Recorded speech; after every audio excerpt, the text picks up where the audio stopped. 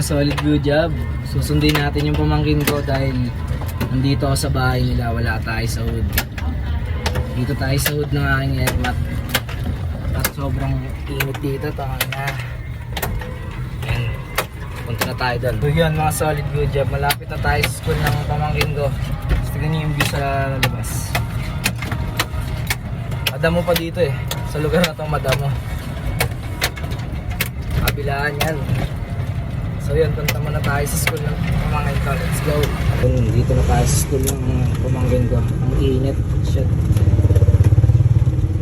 Para talagang pinagbakasyon na ito sa impyerno. Init dito sa naik po. Inangina.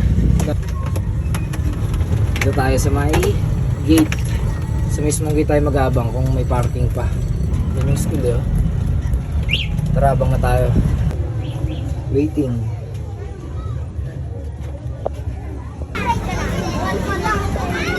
Tara na, labas ka na dyan, be.